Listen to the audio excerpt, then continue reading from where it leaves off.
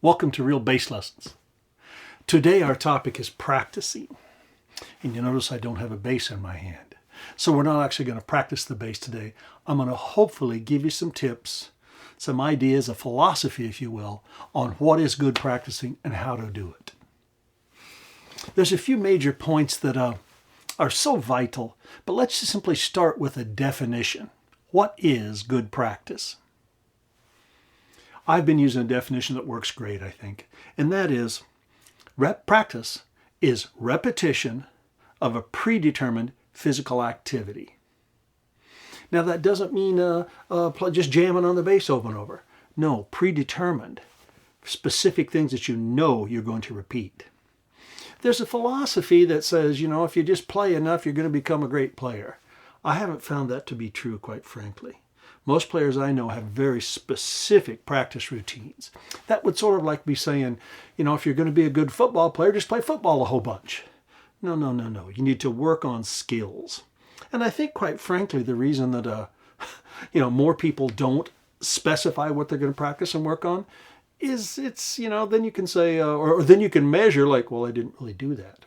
I have students that say, oh man, I played the bass all weekend. And I say, what did you practice? And they go, well, yeah, as soon as we set a little goal, write it down, get really specific, then we can measure our success or our failure. And that's one of the hardest things. So let me repeat that. Practice, good practice, is repetition of a predetermined physical activity. That means then you need to have some direction, probably some guidance. A very smart man once said, if the questions and the answers come from the same place, you got a problem. So yeah, guidance, usually in the form of a teacher. But let's just pretend for the moment you've got some things to practice. Great. How do we do it? Well, we need to be real structured. Not so much like, I've got my spreadsheet out in my computer and I can't get started or I can't do anything until everything's perfect. No, but you need to know what you're going to work on. When I walk down the street at Berklee College of Music and I meet a student who I haven't seen in a while, and I say, hey man, what are you practicing on? And they say things like this, oh man, I'm totally into Jocko right now. That tells me they're probably not practicing.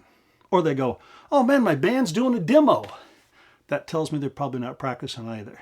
Sometimes they say, oh, I'm into a lot of concepts right now. Yeah, that's not practicing. What's that definition again? Repetition of a predetermined physical activity.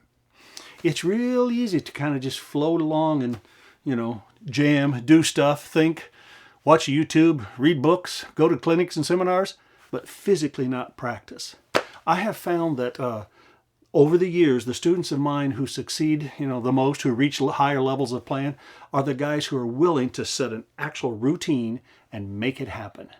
What I mean by that example of those students on the sidewalk I meet at Berklee, and that is, if you can't tell me what you worked on yesterday, what specifically you're practicing today, and what you're going to practice tomorrow, well, you're just not simply organized. Fact. Now, we're not talking about, man, I got to plan out what I'm going to do for the next 5 years. No. How about 30-day goals? And then how about a simply weekly goal? And then translate it into daily things. And if you need help with that, ask. That's why I say you may need a teacher. You may need a guide. As a matter of fact, I recommend it. But at least you need to be keeping track of your pace, or again, lack thereof. Because sometimes the biggest challenge with practicing is we can't really measure what we're doing or if we're doing anything or if it's working. I know that we all fade there. I talk about as a teacher, I know that, my biggest job is students kind of go like this and I have to get them back in track. I know that all of us sort of fade, but if we're not careful, we're just kind of faded out there more than we are focused. So that's what we want to do. What do we want to focus on? Well, for most people, there's fundamental things they need to get together. Things like, we need to practice our technique. We need to master the instrument. I know that's not the exciting and glamorous part, of jamming and playing cool tunes and funk bass lines, stuff like that. But most of us physically need to work on technique on the instrument. I'm not going to tell you the specifics of what you need to do today because I don't know where you're at. But I know that you can develop and advance your technique. And understand, if we master this instrument, the more we master it, the easier it is to play. So technique's an area that you need to be focused on and have specific things that you're working on. Okay? Another area would be repertoire. You're going to play some sort of songs, whatever style you play. If you're a funk player, obviously you need to have 10 songs that you're going to play when you go out and play funk. What do you think might be number one? How about Chameleon? Everybody goes, oh, that's an old song. Everybody does it. Well, yeah, but it's still a great song. And when you play with funk players, they often do it. Sure. If you're a jazz player, you go, oh, I don't know. Well, you need to be able to play blues in F. And you probably need to have a melody down to that too. Or maybe that song Blue Bossa. If you're a slap player, well, you probably need to get a Marcus tune going. Power.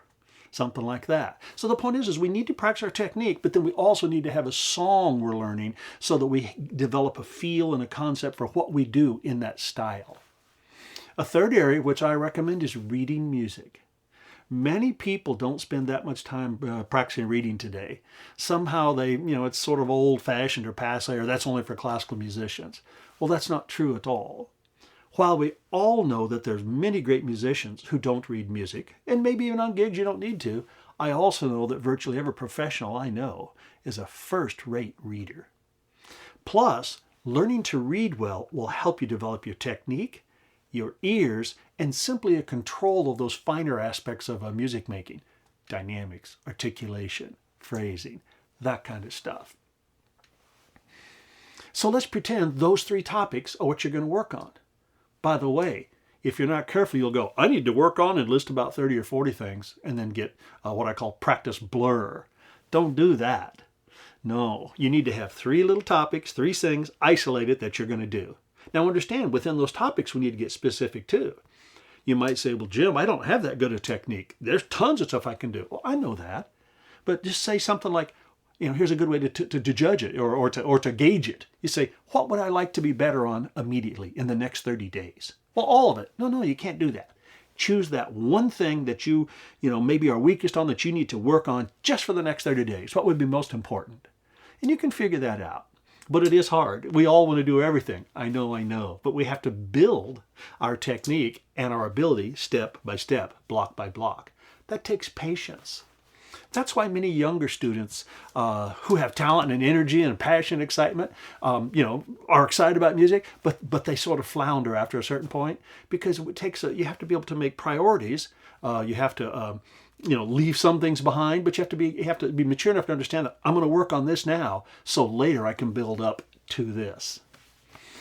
This is all a part of a good practice strategy. And again, you may need help with this. Don't hesitate to get with a really good teacher and say, man, help me line out my practicing, okay? That's an important part. What else here? Let's see. Oh, I know. It's important that we get consistent. Everybody's heard these words and everybody knows them, but it's the hardest thing to do on the planet. See, if I could lose a whole bunch of weight this week, I'd do it. It'd be a piece of cake. I'd just buckle up for a week and do it. But that's not how it works. I need to do it over the next 6 months or a year. Well, it's the same with practicing. You can't make up for not practicing for 4 days by doing a 10-hour marathon on Saturday. That doesn't work. You need to find a place in your house, in your spot, that's quiet, that you can be isolated, a time when you know you're not going to be interrupted. Maybe simply yourself, you need to shut off some of those e-devices so you're not interrupted. And that's your routine. Create a routine. I go to my little happy practice place in my specific time and I practice.